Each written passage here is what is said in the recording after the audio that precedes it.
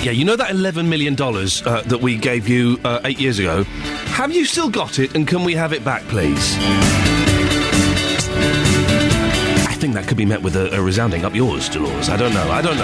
Good morning, this is Iain Lee, BBC Three Counties Radio. I made it in after going to see a pop concert last night. I saw the Jennifer Lopez lady. She was supported by Stussy. I've never seen such little personality on such a big stage. They were awful.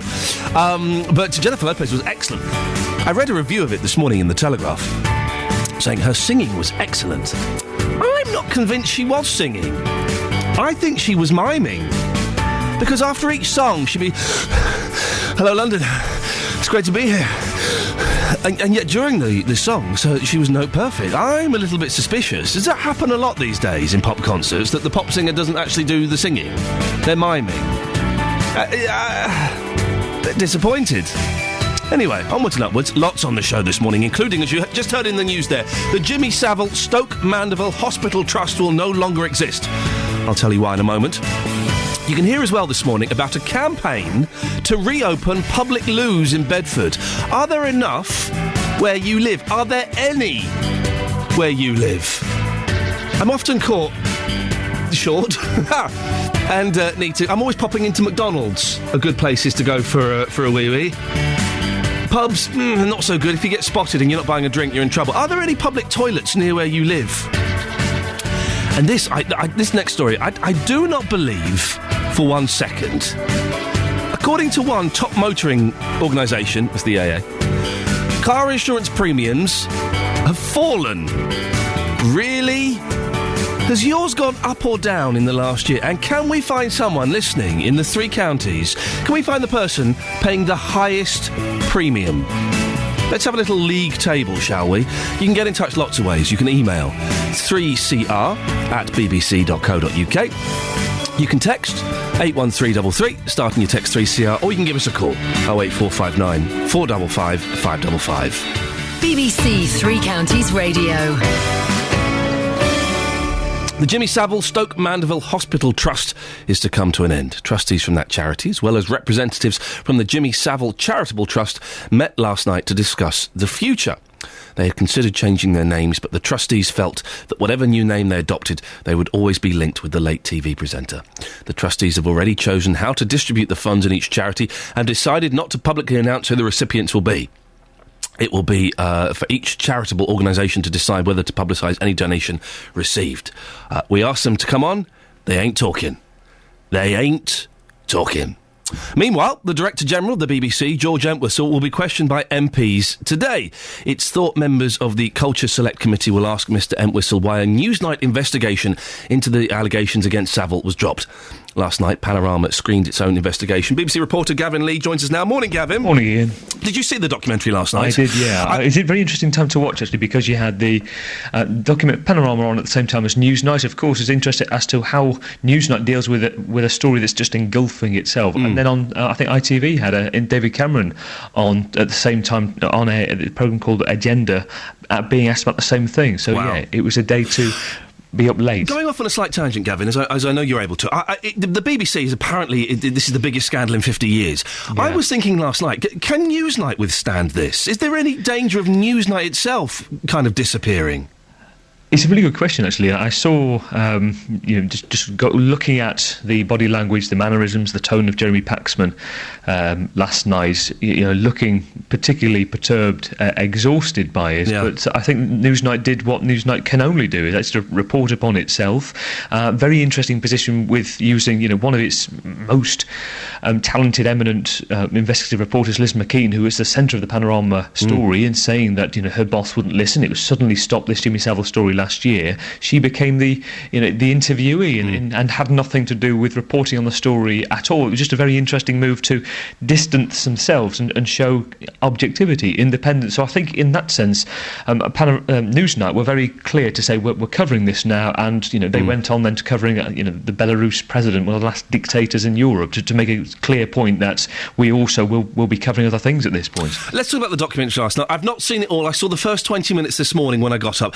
Lots of of claims in there, including claims of other people at Top of the Pops being involved in the abuse of young girls. Yeah, there are some really serious spin-offs from this. Lots of different strands that came off. It was an incredible programme to watch, actually. It's incredibly insightful. There was more than was covered, I think, looking ahead at the main claims about why it was dropped. This was one of them. There's a member of staff saying it's Top of the Pops, all of the years ago, going back to the 70s and 80s, that Jimmy Savile would allegedly take his pick of the girls, and so would a number of members of staff in their 30s that worked on the programme. And one of the lawyers speaking to Panorama, a woman called Liz Dux, said that she had evidence, or she was speaking to a number of people about a paedophile ring operating within the BBC at the time. I mean, these are hugely damaging allegations about the BBC, again, suggestions around the 70s, 80s.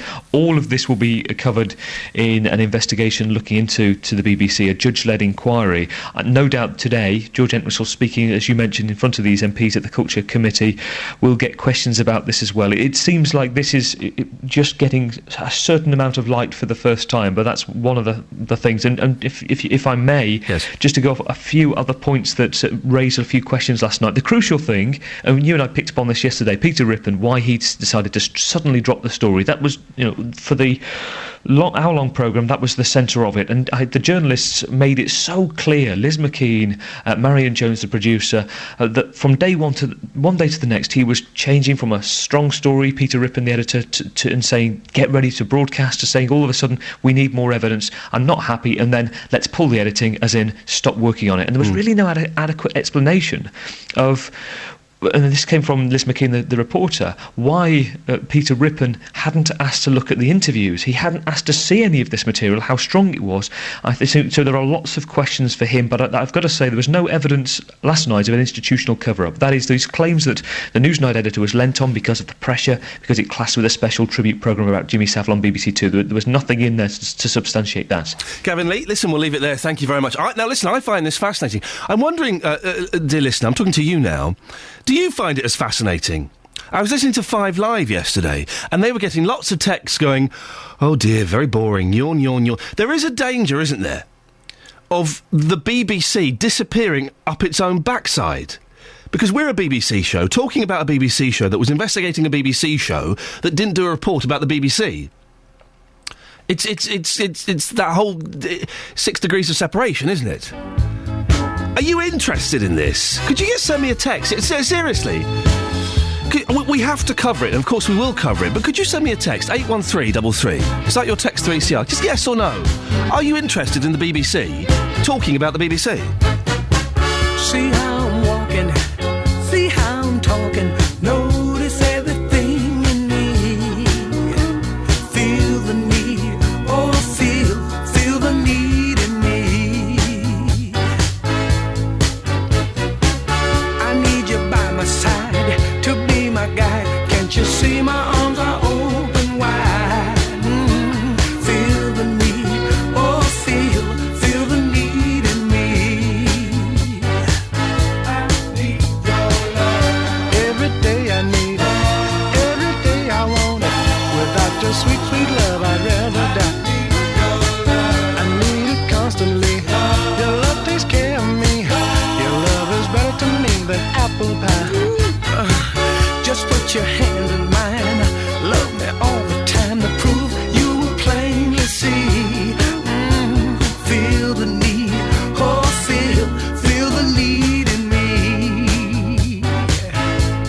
I need you on the case to keep my heart in place. You make me what I need to be. Ooh, feel the need, oh feel the need in me.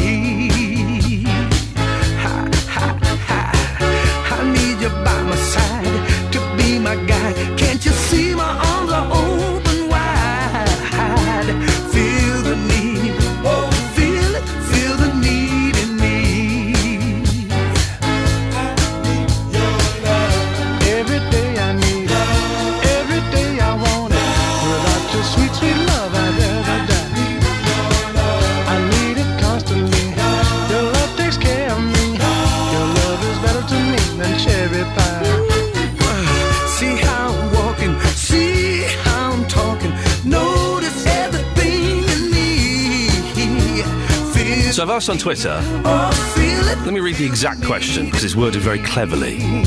Cleverly, it's just words, but... So I've asked on Twitter, are you interested in the BBC talking about shows on the BBC that investigate shows on the BBC, or are we disappearing up our own backsides, yes or no? Well, we have to cover it, of course we'll cover it, and I'm genuinely fascinated by it, but I'm curious as to you outside. Alison has replied, nope, ain't interested, it's getting beyond ridiculous. Could you send me a text? 81333, starting your text 3CR. Just a yes or no. Little explanation, if you want, but a yes or no will do. Are you interested? You can also give us a call, 08459 455 555. Let's get the travel news now. Let's go to Sophie Tyler.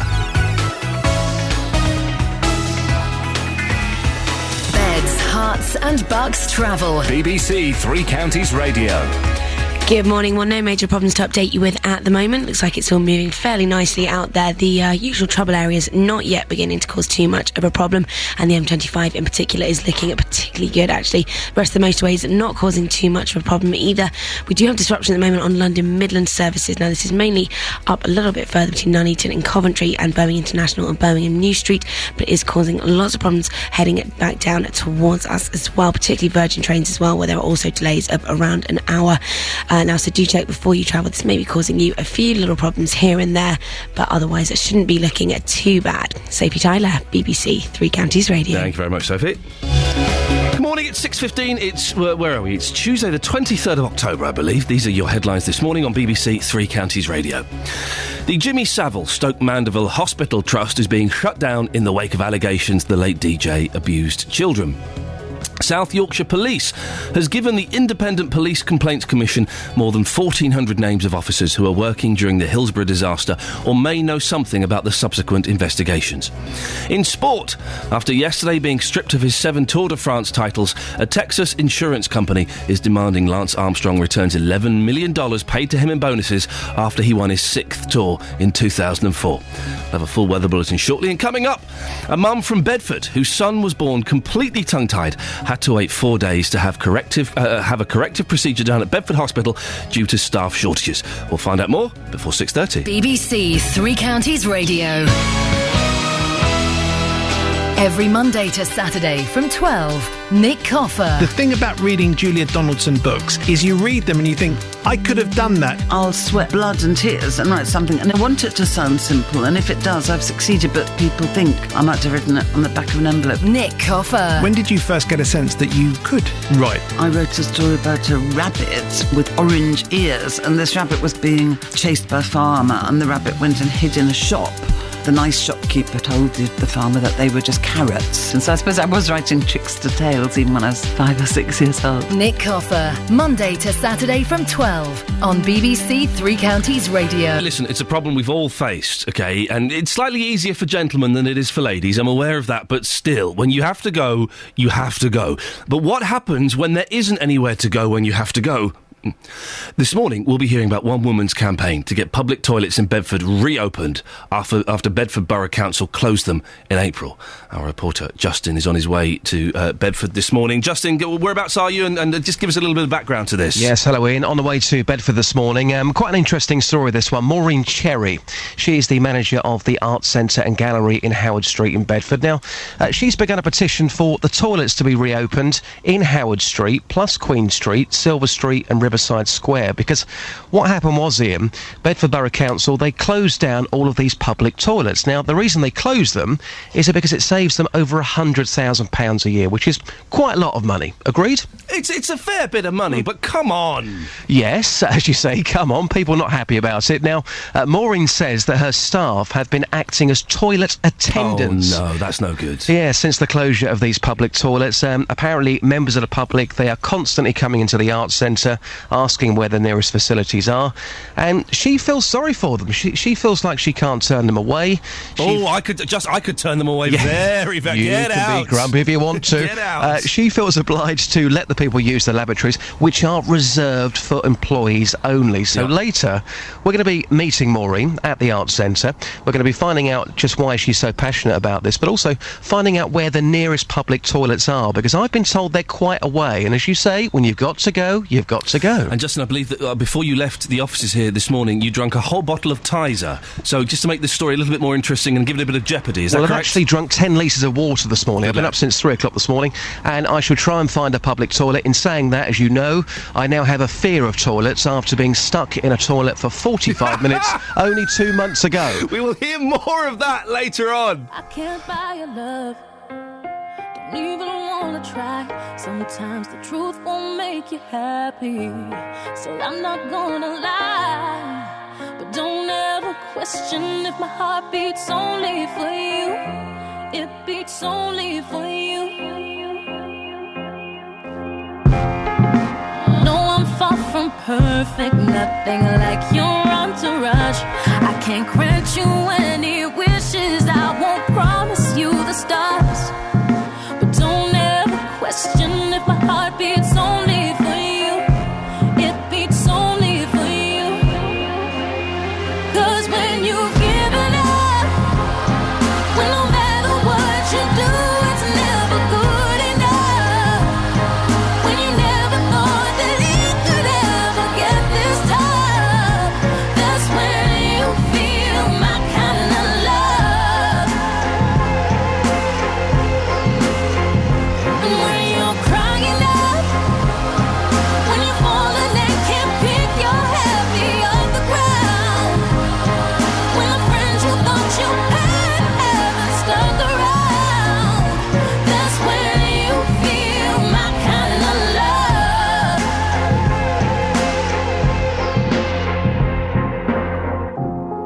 You won't see me at the parties, I guess I'm just no fun. I won't be turning up the radio singing baby you're the one. But don't ever question if my heart beats only for you. It beats only for you.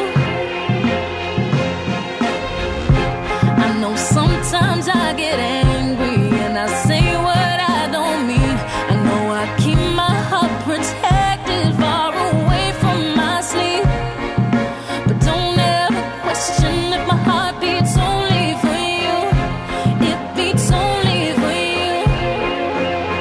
'Cause when you've given up, when no matter what you do, it's never good enough. When you never thought that it could ever get this tough, that's when you feel my kind of love.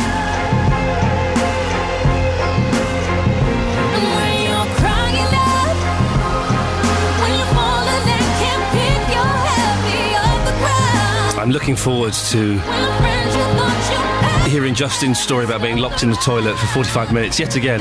He's told it to me already. It's wonderful. Do keep listening, because it really is.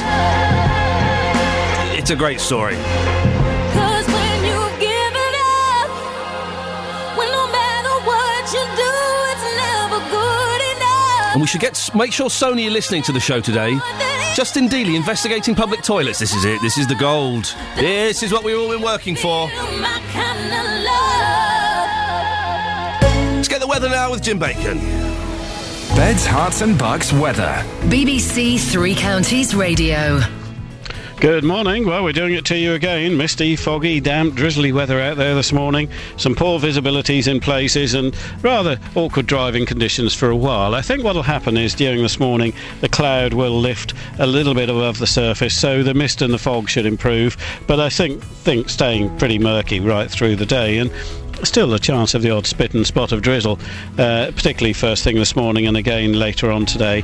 As for sunshine amounts, I don't think we're going to get much of it. There might just be a time this afternoon when this misty low cloud, which is what happens to the fog as it rises above the ground, I think we could see it thin enough to perhaps get a bright interval, but otherwise nothing too much. Now, the air is really very warm potentially, so if we were to get any brightness, could easily get up to 16 Celsius, 61 Fahrenheit, a light northeasterly breeze today.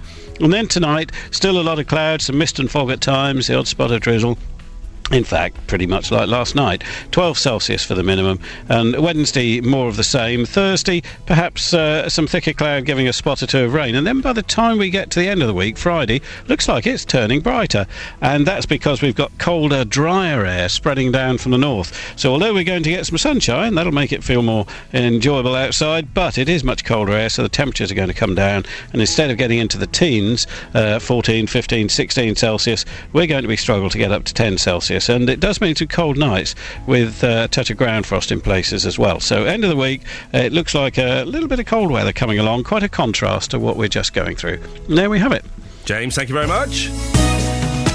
Hey, listen, don't forget, Roberto Peroni's on weekdays, 3 till 7. The best stories from across the 3 counties from amazing local people. He has, from 6 o'clock, he has a little round-table discussion, and the Tuesdays, business and finance. Roberto Peroni, as the man himself says, it's amazing radio. Weekdays from 3pm, BBC 3 Counties Radio. It's a cracking listen. Now, this is interesting, this story. This kind of affected us a little bit, not quite as severely as this, but to a certain extent. A mum from Bedford, whose son was born completely tongue-tied and couldn't be properly fed, says she was told she'd have to wait 4 days to have corrective procedure done at Bedford Hospital due to staff shortages. It's not uncommon for babies to be born. And tongue-tie means, like, it's the bottom of your tongue. You know that if you can lift your tongue up, there's a gap. Well, quite often there isn't on babies. It's quite common. It happens. But this was 100%. But Rachel Rogan says she had to pay £200 to get the problem fixed privately. She's been explaining her story to our reporter, Jessica Cooper. Immediately after he was born, the midwife noticed that he had 100% tongue-tie. So he was unable to feed at all. They immediately put forward for a referral to the consultant to come and do the procedure for us, and we were told it should be done within 24 hours. The following day, we hadn't heard anything, so they chased that up, and we were told that it wouldn't happen until the following Thursday due to staff shortages. So by that point, he would have been 4 days without having fed. The 100% tongue-tie meant that he was unable to latch for breastfeeding purposes, and he couldn't take a bottle either. So I had to hand express, collect as much of my own milk as I could in a syringe, and then drip feed it to him as and when I could. And when you were told that actually, despite him being born on the Sunday and this being quite a simple, quick procedure, but it couldn't be done until the Thursday, how did you feel at that time? Well, we were initially very worried and also very frustrated because he wasn't thriving as such. He didn't actually cry until after the procedure had taken place. He was making some noises, but he was too weak. He was sleeping all of the time because he wasn't getting fed. We were getting extremely concerned that by 4 days he wouldn't be feeding substantially, but also that he would lose or he wouldn't develop the ability to latch and to breastfeed. You didn't wait from Sunday to Thursday. You I suppose, took matters into your own hands. We contacted a private consultant who came up from London and performed the procedure on the Tuesday, so that was 48 hours after he was born. The procedure is very simple. It's a snip of the skin underneath the tongue. And he immediately started feeding and he immediately started thriving. He immediately started crying, which was great because after he'd had a feed, he woke up. Certainly, he was much more aware than he had been before. And the difference in him was fantastic. And it was such a relief to us to see that he was behaving as a normal newborn would. I've never been so happy to hear a baby screaming. So what do you hope that the hospital might learn from this? I couldn't praise the midwifery unit enough. The team were fantastic, and the support they gave me with the fact that this procedure couldn't be done and with helping me to try and latch and to try and feed Jack, they were outstanding. The maxillofacial unit are responsible, I think, for the whole PCT, so across Luton and Bedfordshire. As a result, they are stretched beyond belief. The midwives did say to us, for 100% tongue tie, we would consider this to be an urgent procedure. For it not to be able to be performed before 4 days, when a child is probably at its most vulnerable, I think that's quite a worry. If that could just be addressed, and if something could be done to say, is there a way in which this service could be performed perhaps by the midwives on the ward, or just for that worry to be removed. Bedford Hospital NHS Trust told us it's not the case that requirements for minor care aren't being met due to staff shortages. In a statement, it said babies are seen for this procedure as soon as possible. It says it's put in place a training programme to make sure midwives and neonatal nurses can perform this procedure in the maternity department in future. I first had to have, was a little bit tongue-tied, not 100%.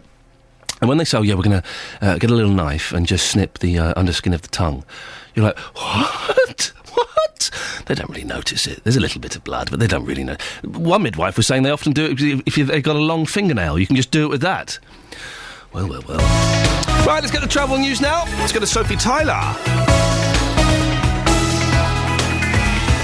Beds, Hearts and Bucks travel. BBC Three Counties Radio. No major problems to be updating you with at the moment. Looks like on the whole it's moving fairly nicely out there on the sensors. Motorways are all looking particularly good actually at the moment. No problems on the M25 right now. And the usual delays not yet causing too much of a problem. Now on the trains we do have disruption on London Midland services. It's all following a shortage of train crews. So some services will be cancelled at short notice. It's mainly a little bit further up north, but they will be affecting some trains coming in towards us as well. So do check before you travel. Everything else though, really not looking too bad at all. The tubes are moving nicely at the moment. There's more in 15 minutes.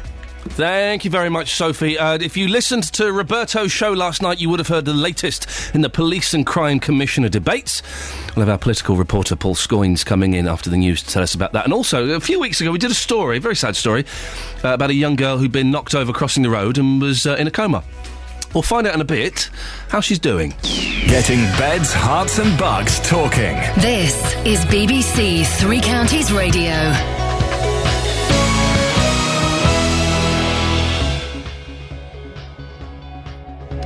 But first, here's the news with Catherine Boyle. Catherine? Are you there? I am, hang on.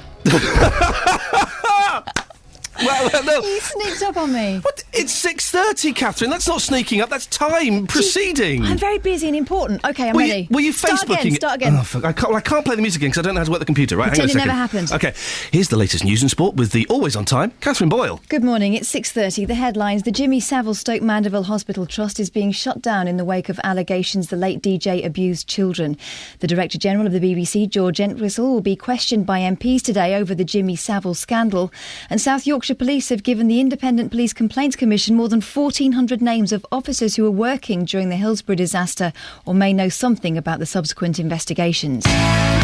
Beds, Hearts and Bucks sport. BBC Three Counties Radio. Watford go to Cardiff in the Championship tonight. Hornets boss Gianfranco Zola hopes to avoid a backlash from Malky Mackay's team following their weekend defeat by Nottingham Forest. I'm sure that they will want to come back strong from that defeat, and so therefore we will need to perform at our best.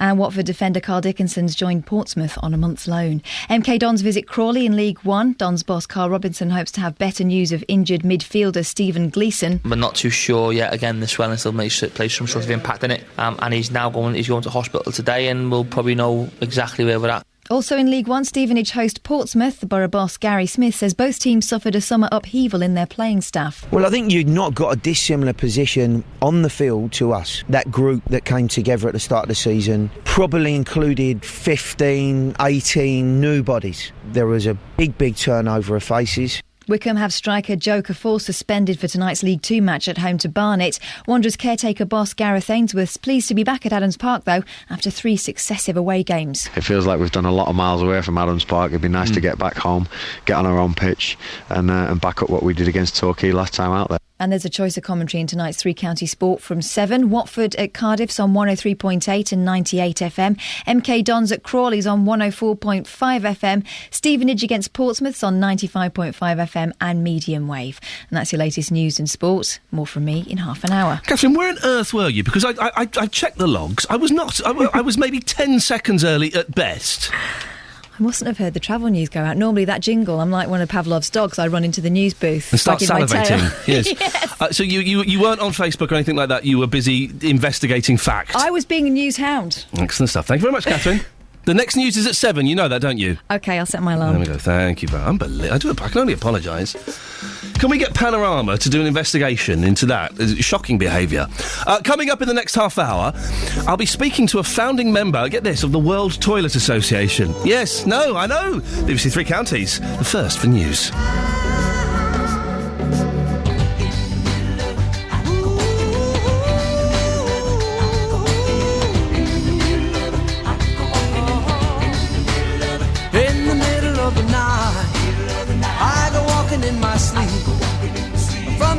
of fame, to the river so deep.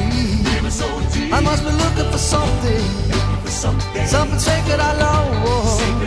But the river is wide, and it's too hard to cross. Even though I know the river is wide, I walk down every evening and stand on the shore. I try to cross to the opposite side so I can finally find what I've been looking for. In the middle of the night, I go walking in my sleep through the valley of fear to a river so deep. I'm searching for something taken out of my soul, something I'd never lose, something somebody stole. I don't know why I go walking at night, but now I'm tired and I don't want to walk anymore. Hold me must take the rest of my life until I find what it is I've been looking for. In the middle of the night, I go walking in my sleep through the jungle of doubt to the river so deep. I know I'm searching for something so undefined that it can only be seen by the eyes of the blind. In the middle of the night.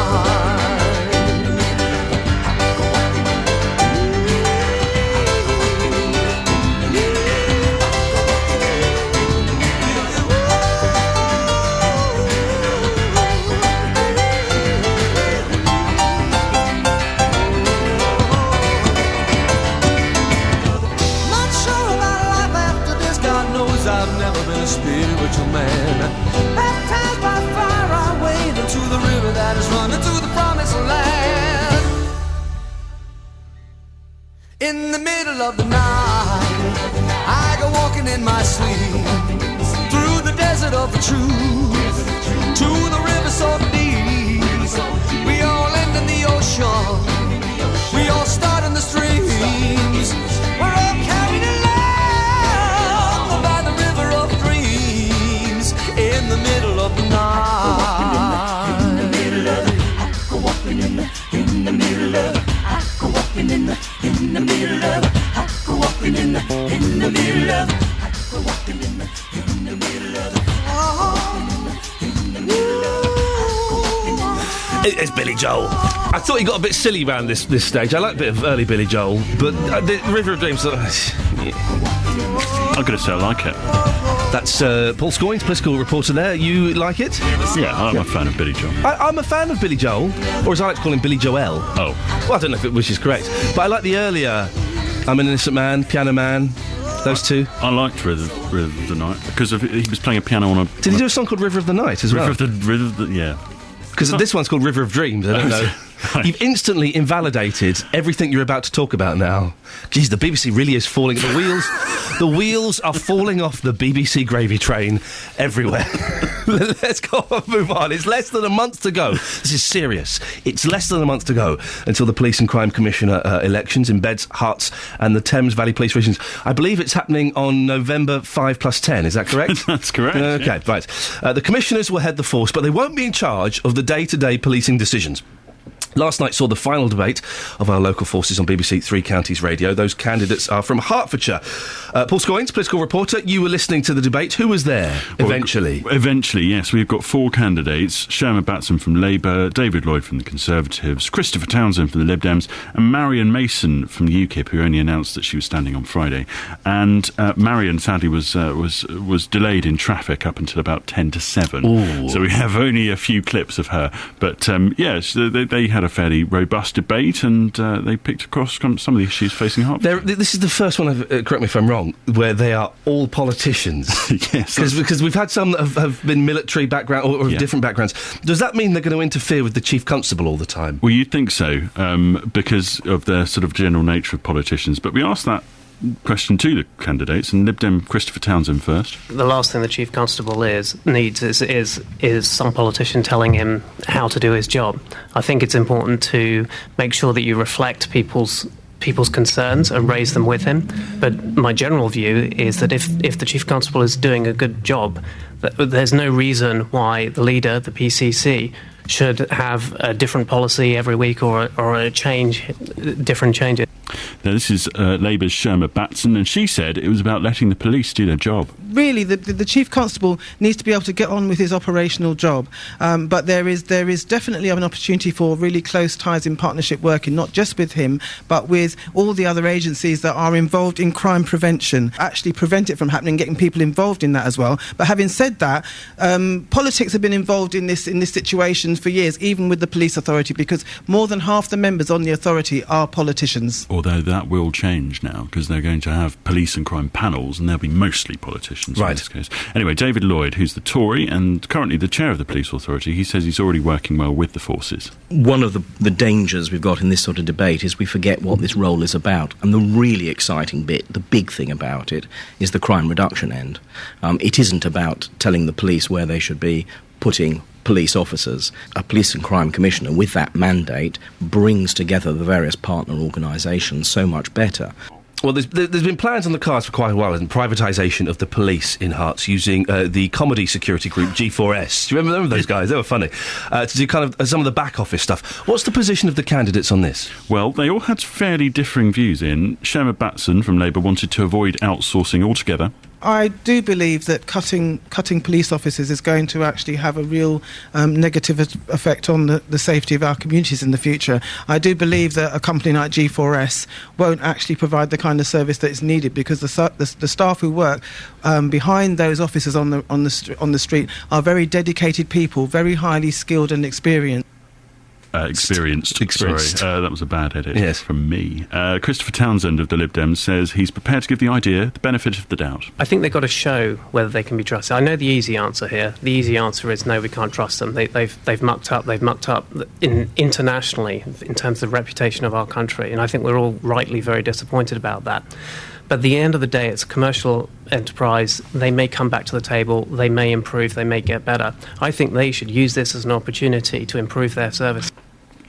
And David Lloyd, though, who has in some ways been part of the creation of the idea, as he was part of the police authority, says the concept's been misunderstood. And actually, who cares who does the police's admin? The reason you need to bring in a private company, not necessarily G4S, I underline that, but the reason you need to bring in a private company is to be able to free up sufficient savings that you can keep officers on the front line. And that the places you look to taking them out are from middle and senior management and the back office. Frankly, whether or not the payroll is run by a private company or a warranted officer, most people wouldn't care. Well, I'm not sure if that's true, but anyway, well, we should mention. I keep going to say Marilyn Manson, and I must.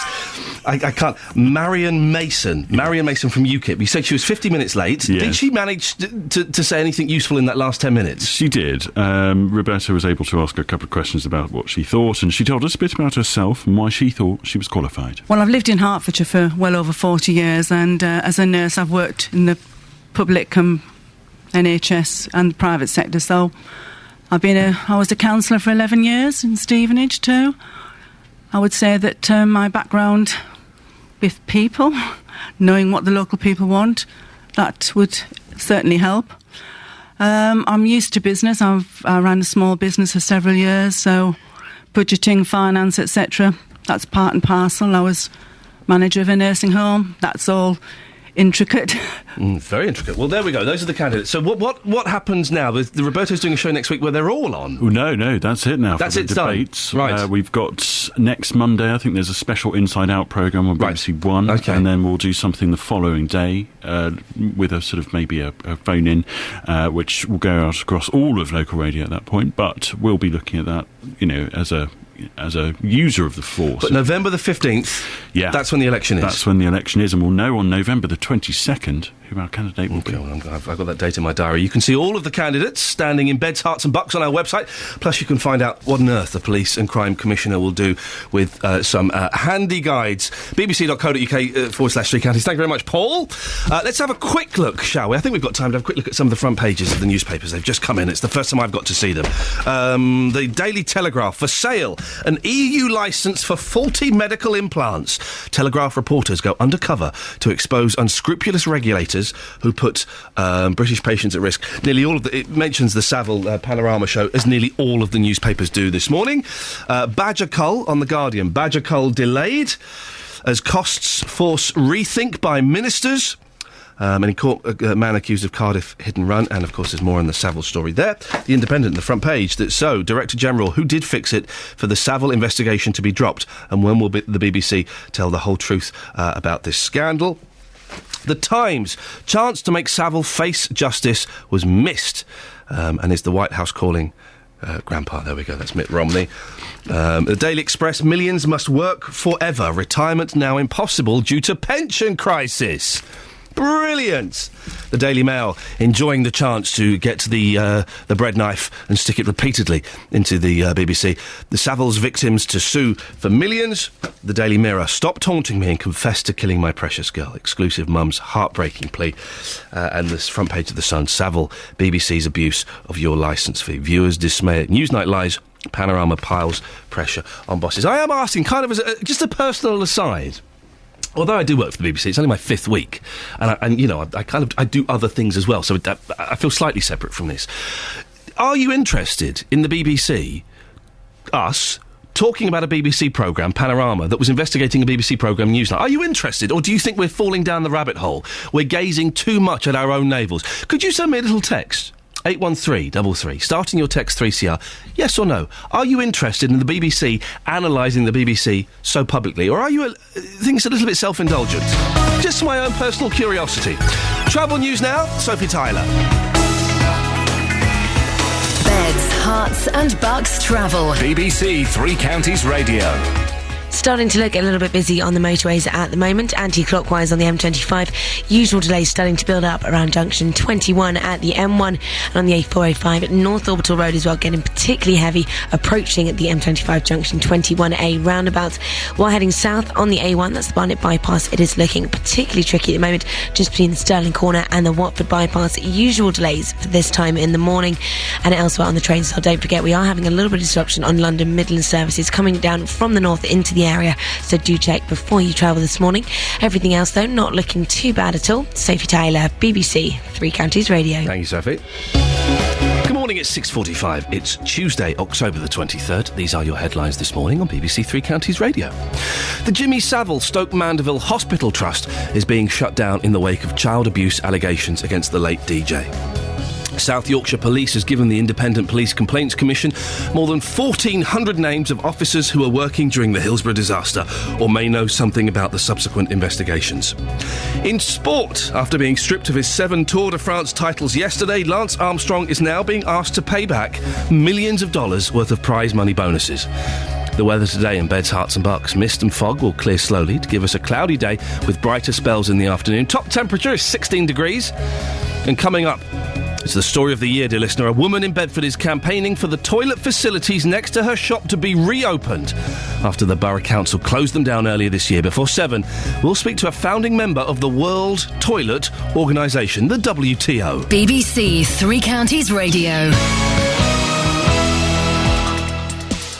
Every weekday morning from 9, Jonathan Vernon Smith. It's National Breast Cancer Awareness Month. Chris was diagnosed with breast cancer back in 1996. I kept telling myself, Chris, keep positive. You're going to beat this. How did you feel? If I hadn't gone for that X-ray, I sometimes sit and wonder what would be today's prognosis. Jonathan Vernon Smith. No matter what journey women go on when they have breast cancer, of course, the most important thing is that you get rid of that cancer. And thankfully, 16 years on, you're with us and you've got rid of it. Jonathan Vernon Smith, weekday mornings from 9 on BBC Three Counties Radio.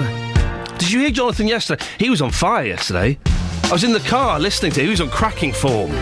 Always worth a listen. Straight after this show, 9 o'clock, Jonathan Vernon Smith. Lose. We're talking lose. After the overtones. Yeah, it's over. All the tears I've cried in vain. Yeah, you promised, but you never ever change. No, no. Feel like you never noticed me, never saw my face. Standing in the corner trying to get some grace. We're so over. I'm in a better place. I'm gonna let the light surround me. Yeah, I'm gone. Moving on, and I'm loving the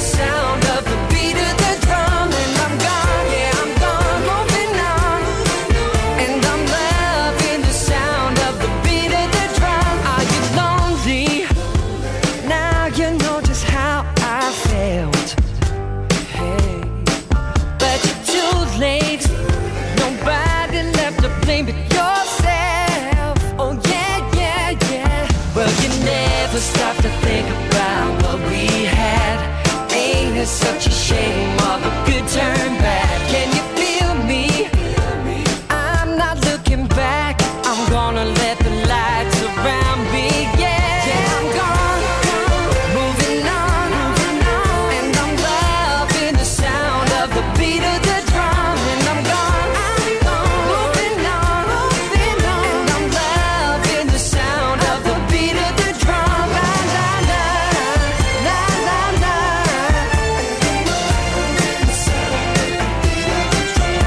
la la, la la la. I'm loving the sound of the beat of the drum. Feel like you never noticed me, never saw my face. Standing in the corner trying to catch some grace. It's so over. Yeah. I'm gonna let the lights surround me. Yeah, I'm gone, moving on, and I'm loving the sound of the beat of the drum. And I'm gone, moving on, and I'm loving the sound of the beat of the drum. Yeah, I'm gone, moving on. I'm loving the beat of the drum. I'm gone, moving on. Of the beat of the drum, yeah.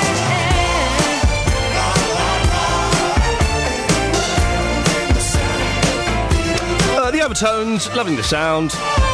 If you want to give us a call this morning about any of the stories we're talking about, or any that you think we should be talking about, you can do. 08459 455 555. 08459 455 555. Now, if you're like me, I need to do a wee. Like all the time. I do, not now. Well, I do actually now. I'm saying that. But I quite a lot. And if I'm in town and I can't find a public toilet, it's not good. It's not good news. Where would you go? I know I've got my options. Maureen Kerry, who manages the... Kerry or Cherry? I think it's Kerry. Kerry. We'll say Kerry and then we'll find out if it's wrong and I'll apologise later on. Manages the Arts Centre and Gallery in Bedford, is campaigning for public toilets next to her shop and in Queen Street, Silver Street and Riverside Square, Bedford, to be reopened. The Borough Council closed them down earlier this year. Maureen's collected almost 2,000 signatures on a petition. Well, Professor Clara Greed is from the British Toilet Association and a founding member of the World Toilet Organisation. Good morning, Professor. Oh, good morning. I'd never heard of these organisations before. How long have they been around and what do they do? Well, the British Toilet Association's been around for over 20 years, and it campaigns for better public toilets in Britain, because over 40% of public toilets have been closed during the last 10 years. Now, I would imagine, and bearing in mind we've got young ears listening, there are two reasons they've been closed. One, I would guess, is money, and one is because some people do naughty things in toilets. Well, I think there's more to it. In terms of money, there's no statutory requirement that local authorities have to provide toilets. But on the other hand, we are all paying for them indirectly through our rates and taxes. And on the other issue that you mentioned about antisocial behaviour, if we restored toilet attendance, this would solve a lot of problems. And also, if a lot of the buildings look neglected, people are more likely to vandalise them than if they're well cared for. So I think blaming is just very unfortunate, because there's antisocial behaviour. The people that still need the toilets, suffer. The police often say, and the government often says, well, the way to solve the problems in public toilets is just close the toilets down. It does seem a little unfair. Everybody else is affected. Vandalism wasn't the naughty behaviour I was talking about. Well, there's sexual goings on as well. I mean, we all know there's all sorts of stuff that go on in things that go on in toilets, particularly gents' toilets. Apparently so. This is the rumour that I've heard. Is there a consistency across councils in the provisions of public services like toilets? Well, some local authorities are very, very much better than others.